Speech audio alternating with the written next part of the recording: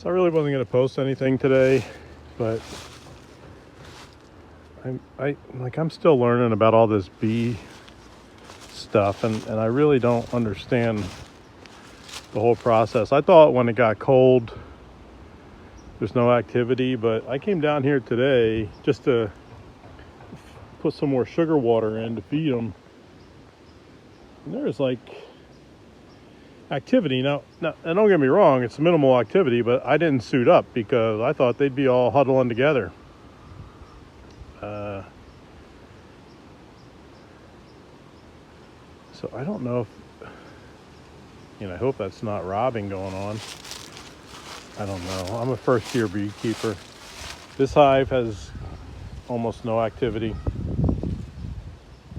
A couple bees out here. But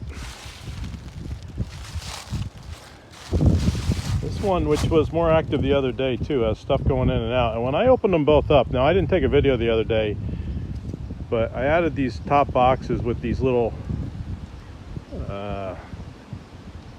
really they're like a saucer feeder. I don't know, they're a top hive feeder. And they work pretty good. Oh, there's a little activity in that one.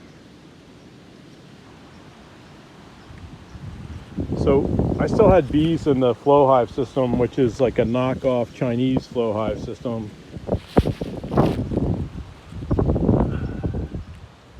Yep. And they just leaked all over the place. They didn't do anything. So that really is causing me a lot of problems with my hive, because whatever they did put in there, they leaked out, and it kind of glued their panels in there. It's a mess. It's a mess inside there.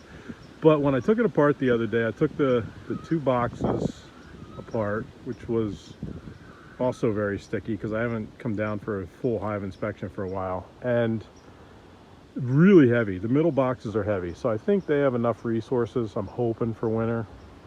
I'm going to keep feeding them. I made a 2-to-1 sugar syrup. I put like 16 pounds of sugar in a gallon and a quarter of water. And it's pretty sticky. I mean, it's almost all my stuff that I used to mix it up was like rock candy on there when it dried. So there's a lot of sugar in there. But I think I'm still gonna chance opening these up and just see if they got any, if they used any of it. I just did it a couple days ago. I just want to make sure they have enough. Right now it's about 40 degrees in Pennsylvania. It's November 2nd. Really windy today, but the sun's out. So I'm surprised they're even out. Like I said, it's my first year beekeeping. I don't think I paid enough attention to them. I mean, I have chickens there. I have a chicken coop that's not done. I built that little shed up there. We bought a new camper, so we went camping half a dozen times. I think maybe I might be trying to do too much. But, the Giants hive seems pretty active, which is this one. That's the Cowboys hive. I think I might open that up just to see if they started using any of the sugar water. And if there's no bees up there, I'll take a video. If you don't mind, smash up that like button, subscribe to the channel.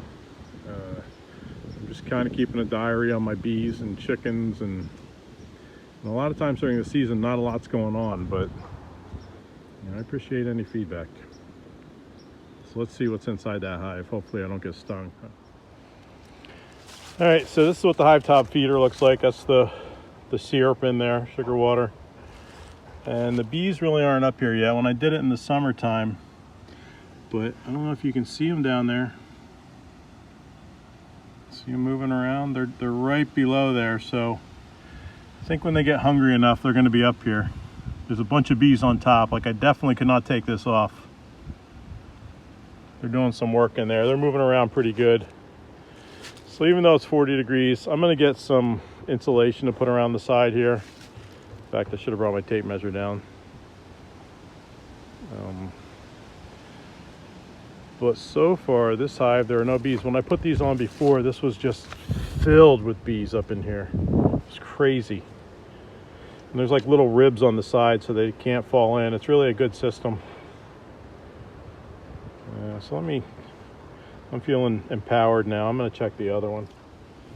Okay, so this is the Giant's hive, a little more aggressive one. And there is 100% more bees in this one, right there, one. So, it's pretty cool, I guess. And the same thing, like I see a lot of them.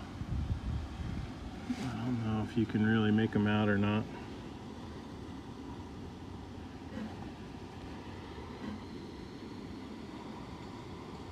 I don't know if you can see that movement down there, but they're right down there on top.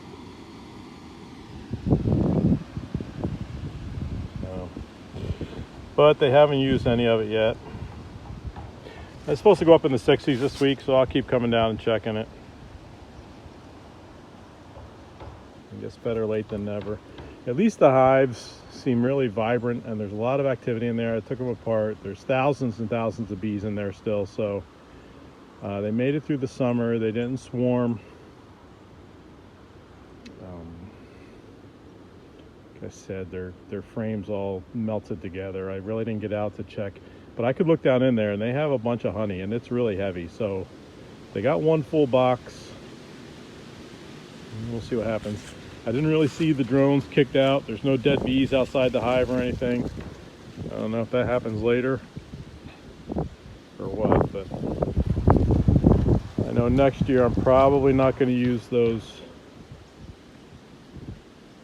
generic flow hives. I'm probably going to go to just like a super.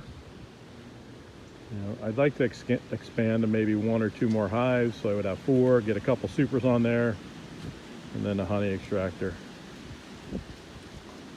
It's like you spend all this money, you're really into it, you're too far gone, and then what do? Do you stop?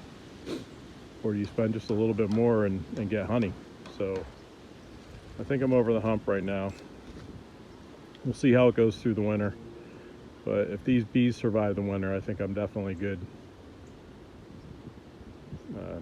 Good for expanding a couple next year. They're building a new house right there, a couple 100 feet away. That might put a little blip in my plans, unless they like bees. But that new house is actually closer than my house to the bees. So I got a little bit of room to expand on this side, even though it's not my property. But I know the people. So, all right, thanks for watching. Smash up that like button, subscribe to the channel.